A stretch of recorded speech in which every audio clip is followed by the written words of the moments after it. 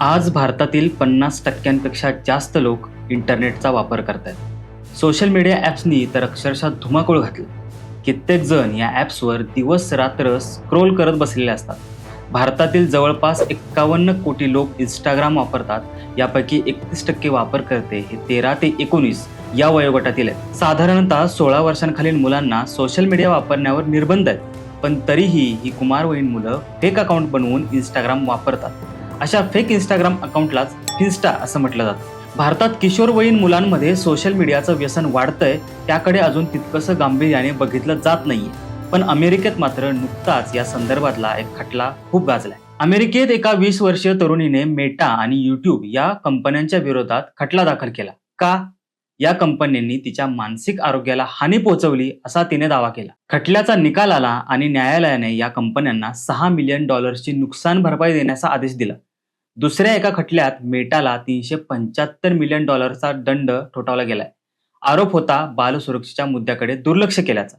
या कंपन्यांनी व्यसन लागेल असं ॲप जाणून बुजून तयार केलं आणि किशोरवयीन वापरकर्त्यांना त्यात अडकवून ठेवलं, हा दावा न्यायालयाने ग्राह्य धरला।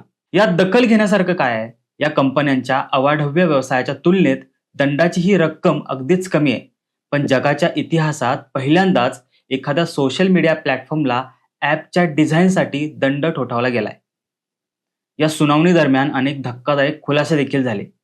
मेटाच्या अंतर्गत कागदपत्रातून समोर आलं की सोशल मीडियाचा युवकांच्या मानसिक आरोग्यावर गंभीर परिणाम होतो याची माहिती या कंपन्यांना होती, पण तरीही युवा वापरकर्त्यांची संख्या वाढवण्यासाठी प्रयत्न केले गेले। तसंच अल्पवयीन मुलांची फिन्स्टा अकाउंट वाढत असूनही त्याकडे दुर्लक्ष केलं गेलं। फेसबुक, इंस्टाग्रामने त्यांच्या ॲप्सची रचनाच अशी केली की ही तरुण मंडळी त्याच्या आहारी जातील।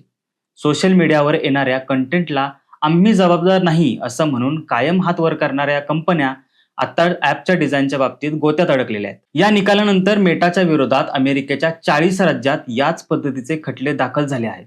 भविष्यात याच खटल्यांचे जागतिक पडसादही उमटू शकतात। भारतात माहिती तंत्रज्ञान नियम 2021 आणि डिजिटल वैयक्तिक डेटा संरक्षण कायदा अस्तित्वात आहे, पण या नियम आणि कायद्यांचा भर कंटेंट मॉडरेशन आणि डेटा संरक्षणावर जास्त आहे। कोणत्याही ॲपच्या व्यसनशील रचनेवर थेट कायदेशीर मर्यादा अजून घातली गेली नाहीये। दरम्यान कर्नाटक सरकारने 16 वर्षांखालील मुलांच्या सोशल मीडिया वापरावर बंदी घालण्याची घोषणा केली। गोवा आणि आंध्र प्रदेशात कायदा करून अशी बंदी आणण्याचा विचार सुरू आहे। केंद्र पातळीवर सुद्धा त्याबाबत हालचाली सुरू आहेत। थोडक्यात किशोरवयीन मुला-मुलींना सोशल मीडियापासून दूर ठेवण्यावर सरकारचा भर आहे, पण सोशल मीडियाच्या व्यसनामागे कंपन्यांचा हात आहे या वस्तुस्थितीकडे अजूनही दुर्लक्ष होताना दिसतंय। भारतात स्वस्त डेटा आणि स्मार्टफोनमुळे सोशल मीडियाचा वापर झपाट्याने वाढलाय। किशोरवयीन मुलांमध्ये फिन्स्टाचं फॅड आलंय। लाईक्स आणि फॉलोअर्सच्या दुनियेत एक वेगळीच व्यक्ती म्हणून वावरण्याची त्यांना सवय जडली आहे। दुसरीकडे सोशल मीडियावर होणारी तुलना, ट्रोलिंग यामुळे चिंता, नैराश्य अशा मानसिक समस्यांचा त्यांना सामना करावा लागतोय। कधी-कधी ही किशोरवयीन मुलं सायबर बुलिंग आणि सायबर फ्रॉडच्या जाळ्यातही अडकतात। पण अनेक पालक आणि शिक्षकच जिथे सोशल मीडियाच्या वापराबद्दल पूर्णपणे जागरूक नाहीत, तिथे मुलांना मार्गदर्शन करणार कोण असा प्रश्न आहे। मुलांना सोशल मीडिया वापरांपासून रोखणं किंवा त्यावर सरसकट बंदी घालणं अशा प्रकारच्या उपायांमुळे उलट बनावट अकाउंट्स बनवून सोशल मीडिया वापरण्याचं प्रमाण वाढू शकतं। त्याऐवजी मुलांना सोशल मीडियाचा जबाबदारीने वापर करायला शिकवणं महत्त्वाचं आहे। तसंच त्यांच्या मानसिक आणि सामाजिक जीवनावर काय परिणाम होतो हेही समजावून सांगणं आता गरजेचं झालंय। पालकांनी मुलांशी संवाद ठेवणं, मुलांच्या ऑनलाईन वावराबद्दल जागरूक असणं आणि स्वतःही त्या प्लॅटफॉर्मची माहिती करून घेणं ही काळाची गरज आहे।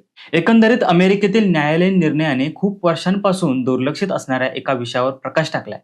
आजच्या डिजिटल युगात आपल्या हाती तंत्रज्ञान आहे, पण त्या तंत्रज्ञानावर नियंत्रणाची दोरी मात्र कंपन्यांच्या हाती आहे।